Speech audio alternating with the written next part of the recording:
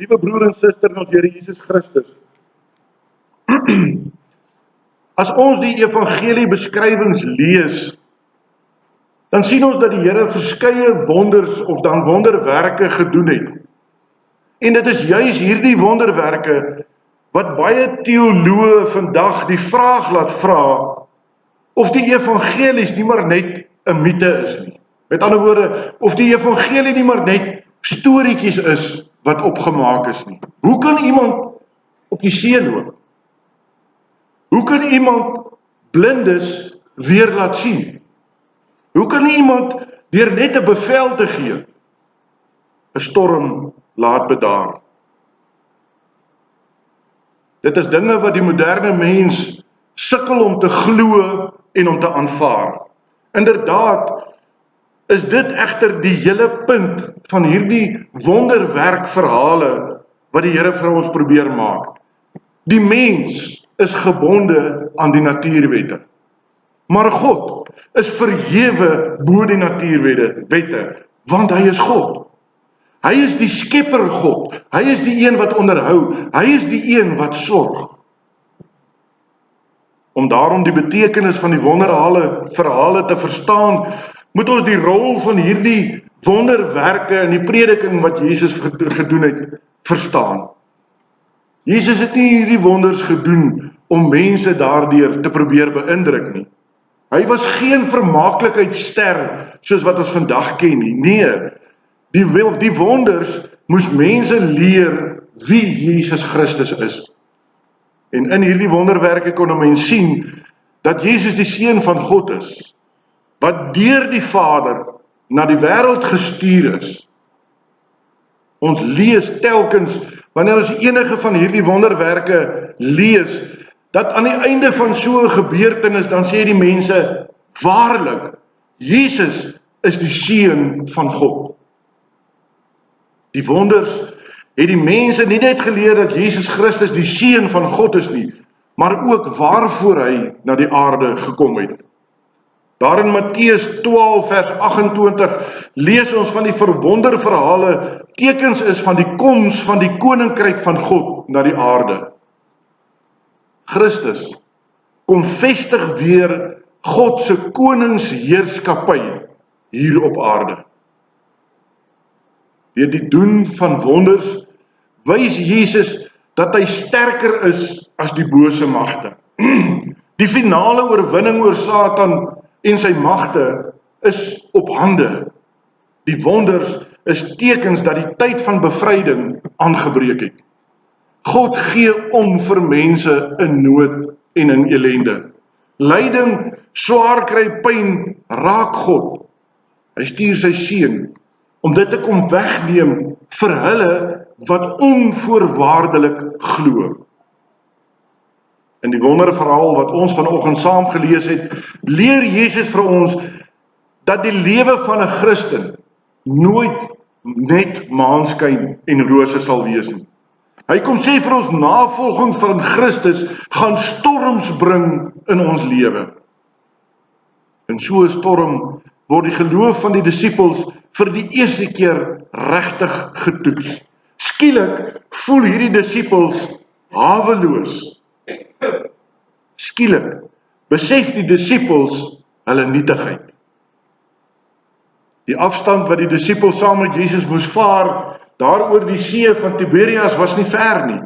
Jesus het nadat hy die skare daar in Kapernaum onderrig het hy besluit om oor te vaar na die oorkant van die meer. Maar dan breek daar 'n groot storm uit.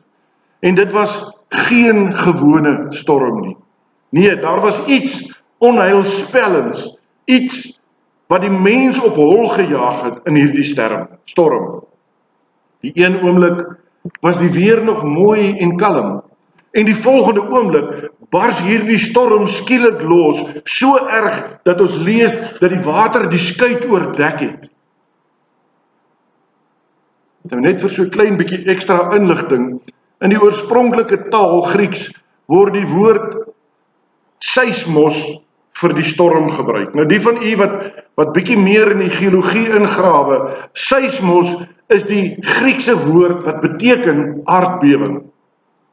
Die storm is moontlik veroorsaak deur 'n aardbewing, of dit het met die geskit van die aardbewing dalk gepaard gegaan. In die Bybel word die woord seismos dikwels verbind aan die werk van die bose. Wanneer Jesus oor die eindtyd praat, sê hy dat dit gepaard sal gaan met 'n seismos, met ander woorde, dat dit gepaard sal gaan met 'n aardbewing, iets wat ons nie aan gewoond is nie. In 'n aardbewing kan die skrikwekkendheid van die werk van die bose raak gesien word. Die see en die storms word dikwels aan ons voorgehou as daardie simboliese magte van die bose wat probeer om God se skepping in chaos te laat verval. Storms en waters is simbool van die aanvegtinge wat die gelowiges in hulle lewe sal ervaar. Hier kom al drie die simboliese magte van die bose bymekaar: see, storms, aardbewings. Dit is dus duidelik dat hierdie storm in ons teksgedeelte nie maar net 'n gewone natuurverskynsel was nie. Agter hierdie storms was die bose. Die bose wil Jesus en sy disippels vernietig. Die koms van Christus na die aarde roep verset by hierdie bose geeste op. Die elemente raak in oproer as gevolg van Jesus Christus. Die disippels sou gou-gou besef dat wanneer jy saam met Jesus Christus in die skei klim, begin die wind, die onweer en die onvrede.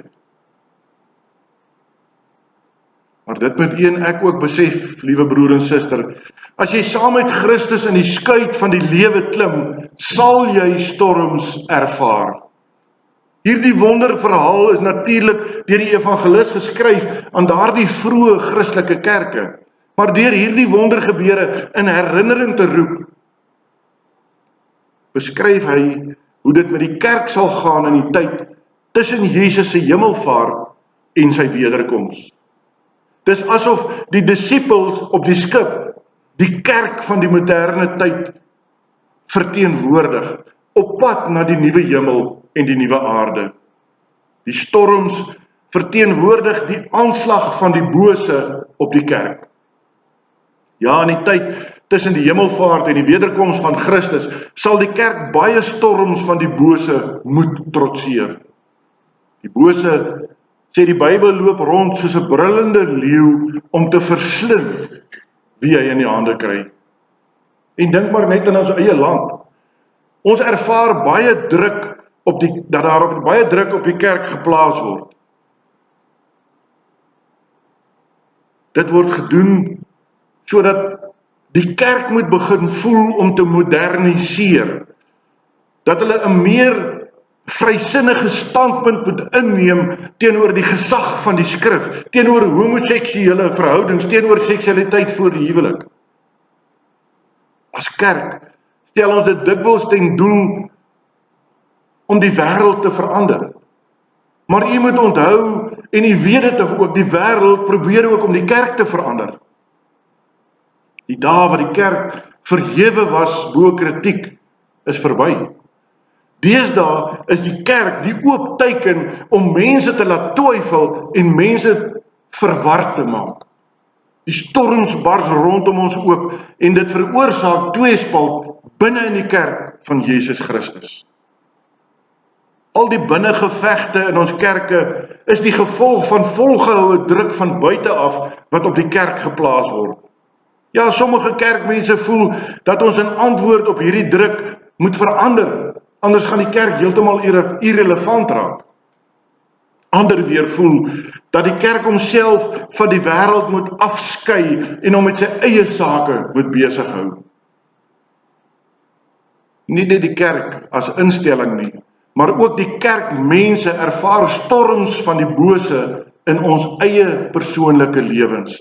Dit begin met die versoekings wat daar van binne afkom, die donker kant van myself waarteen ek elke dag moet veg.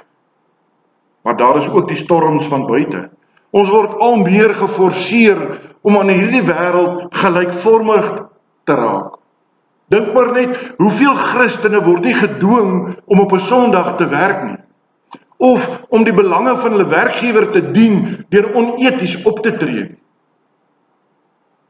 Of om by die skool hulle kinders te laat onderrig in lewens- en wêreldsbeskouing wat in stryd is met die woord van God. Hoe baie groepsdruk ervaar ons jong mense in die tyd waarin ons leef. Hoe moeilik is dit om jou kind te weerhou van al hierdie immorele waardes waarmee hulle gekonfronteer word op die televisie, deur vermaaklikheidsterre, deur die internet. Elke dag van ons lewens trotseer ons storms van binne, maar ook van buite.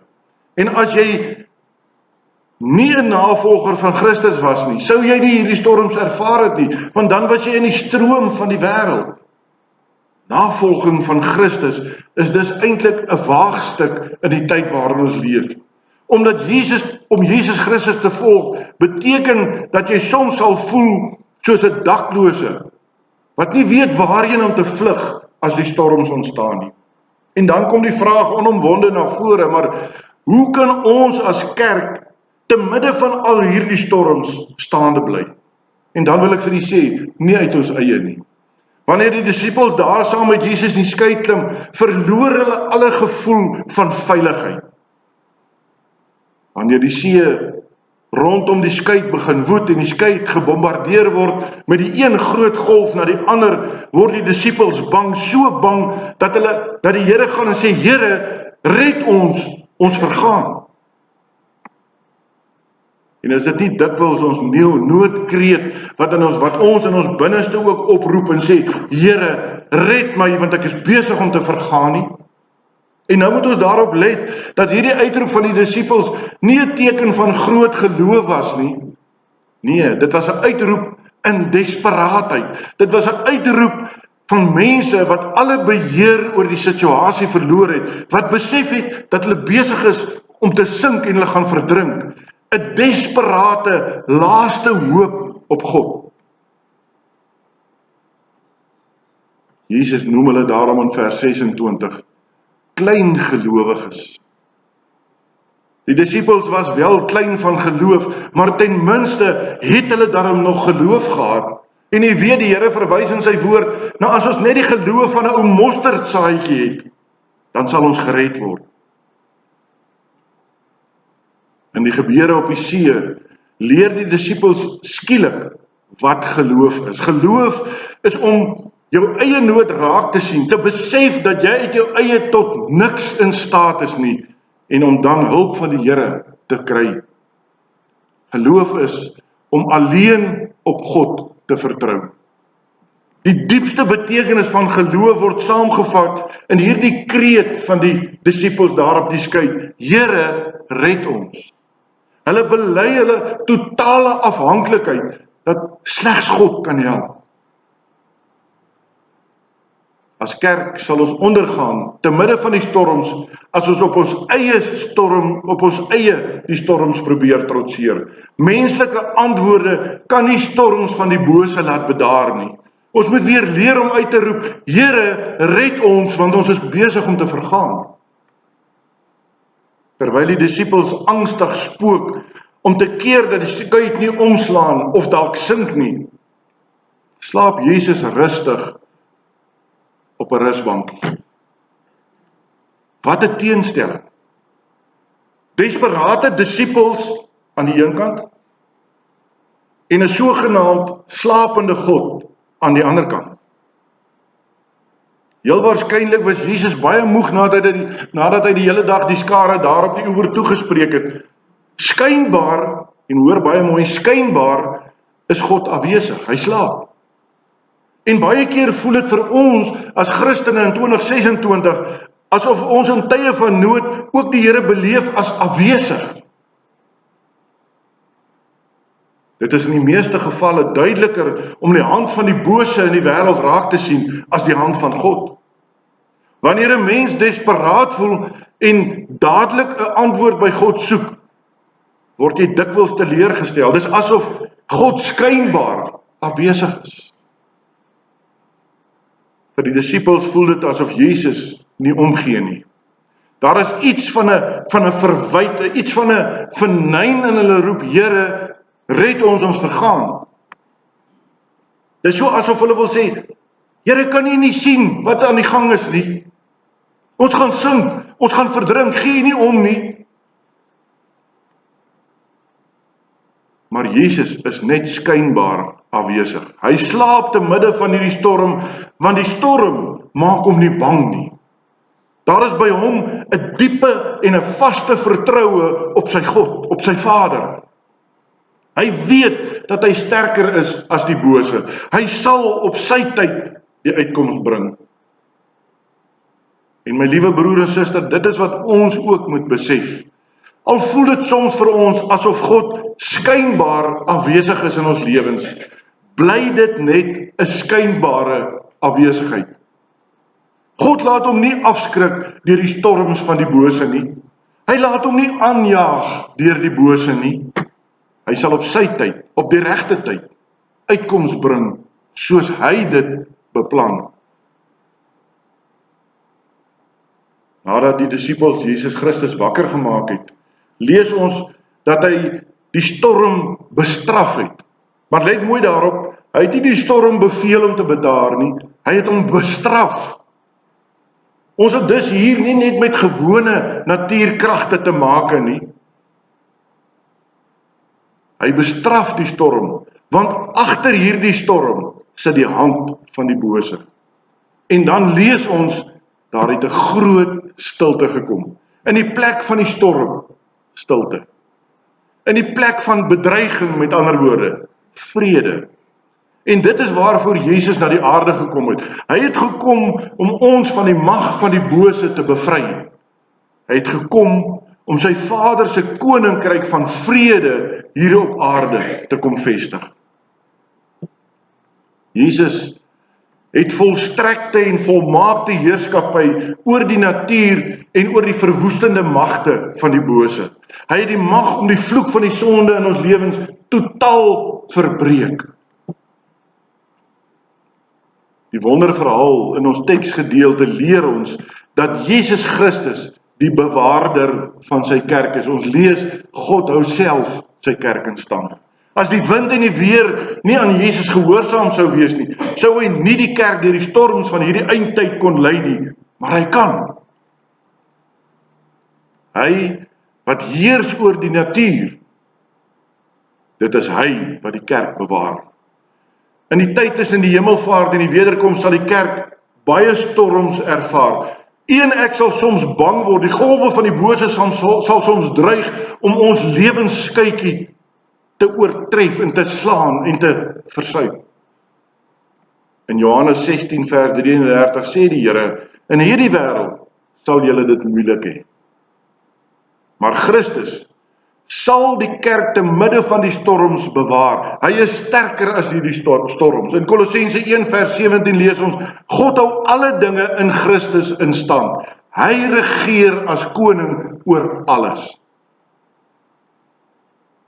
Hy regeer ook oor jou en my lewe, oor die storms wat in ons privaat lewe mag woed, wat iemand anders dalk nie eens van weet nie. Hy is groter as dit. Ek sê weer, ons het gevra, hoe kan ons as kerk staande bly te midde van die storms? Hoe kan ons as kerkmense die storms wat oor ons lewenspad kom trotseer?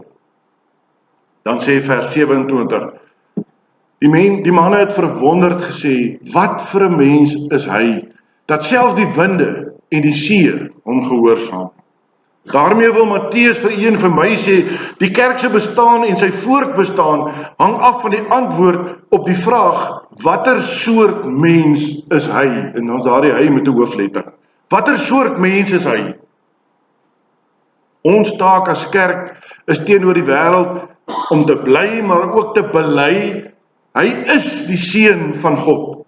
Hy is sterker as enige aardse mag. Ons antwoord op die storms wat die kerk bedreig, is om Christus kalm na te volg. Ons moet weer leer om nederig voor God se woord te buig en van God ons hulp te vra. Menslike antwoorde, my liewe broer en suster, kan nie die storms stilmaak nie. Sodra ons die gesag van die Bybel as die woord van die Here gaan ontken, sal die storms van die bose losbars oor almal van ons. Daar's net een pad vir die kerk. En dit is om vas te hou aan die boodskap van die evangelie en om gehoorsaam te wees aan die wil van God in ons lewens. Daarom wil ek vanoggend by u pleit, moenie dat jy deur die storms geïntimideer word oor allerlei menslike noodoplossings wat gesoek word. Bly standvastig in die woord van God. Bly by jou werk, mag jy nie jou beginsels prysgee nie, al bars die storms rondom jou los. In die opvoeding van jou kinders, moet ons kinders leer, jou pa en jou ma sal nie onchristelike gedrag duld nie. Al veroorsaak dit dalk 'n stormagtige rusie in jou huis. By die skool mag ons kinders nie soog voor die groepsdruk, al veroorsaak dit storms van spot nie. Christus Jesus is ons koning en hy moet onvoorwaardelik gehoorsaam word. Gehoorsaamheid aan Christus Jesus gaan definitief die storms in jou lewe tot bedaring bring. As ons kalm bly, midde in hierdie storms, want Christus is groter en sterker as die storms, sal ek en jy die eindpunt, die wenstreep behaal. Liewe broer en suster, liewe jongmens, mag jy dit reg kry om te midde van die storms in jou lewe kalm te bly, wetende dat Christus Jesus mag het oor alles. Onthou, na die kruisdood en die opstanding verander die betekenis van dood ook vir ons as gelowiges heeltemal. Waar dit vroeër 'n vloek was, word dit nou 'n seën. Die Bybel leer ons dat met die dood die slaweband van die sonde afgebreek en afgesterf is. Die dood word vir ons die deurgang na die ewige lewe. Van die gelowige sê Paulus in Filippense 1 vers 21, die dood is 'n wins. En 2 verse later in vers 23, ek verlang daarna om by Christus te wees, want dit is verreweg die beste. Ons moet elke dag in ons lewens bid en vra vir krag, sodat ons sal kan veg teen ons ongelowige ingesteldheid teenoor die dood. Onthou, en daarmee sluit ek af, wat sê Romeine 8 vers 38 en 39 vir ons? Daar is 'n klomp byvoeglike naamwoorde, ek vat dit sommer saam en ek sê, niks kan ons skei van die liefde van God, wat daar in Christus Jesus ons Here is nie. Nie eers die dood nie. Amen. Kom ons bid saam. Driemaal heilige God en Hemelvader, wanneer ons stil word onder die geklank van u woord, dan besef ons sondige natuurlike menswees en die tekortkominge wat daarmee gepaard gaan. En daarom wil ons vanoggend hierdie pakkie skuld en sondes van ons lewens aan u voete kom neerlê en ons wil kom pleit om vergifnis. Ons wil bid, Here, dat u deur die werking van die Heilige Gees elkeen van ons sal vernuwe in ons denke, in ons menswees, in ons hart, in ons gehoorsaamheid aan Jesus Christus, in ons lewe. Dat ons Jesus Christus sal gaan lewe vir 'n wêreld wat soekende is, wat 'n behoefte het aan vastigheid. Daarom wil ons bid, Here, gebruik elkeen van ons as instrument in u hand, in die ampt van die gelowige, om u woord te gaan uitdra, om u kerk te bou in 'n verwarde, soekende wêreld.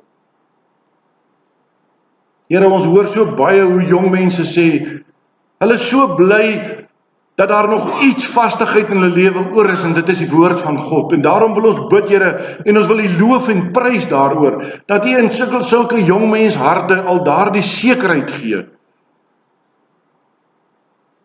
En verander ook ons wat nog twyfel, dat ons sal kan weet, u is die Almagtige, die Skepper God, maar ook die Onderhouer God, wat elkeen van ons lewens in die palm van u hand dra, want u sê, daar sal nie eers 'n haar van jou hoof val, sonder dat dit u wil is nie. Here, as u sorg vir die voeltjies van die veld, hoeveel te meer vir jou wat my kind is. Help ons, Here, om regtig kind van God te wees, in ons doen, in ons late, in ons lewens, in alles wat ons doen, dat dit sal wees tot U eer en tot U verheerliking. Amen. Geliefdes, ons gee geleentheid vir die opneem van die liefdegawe, waarna ons gaan afsluit met Gesang 295. Gesang 295, ons gaan al 4 die versie sing in antwoord op die prediking, en terwyl die diakens opneem, wil ek hê jy moet gerus na die woorde lees, daardie woorde lees, dat ons dit in antwoord op die prediking sal sing.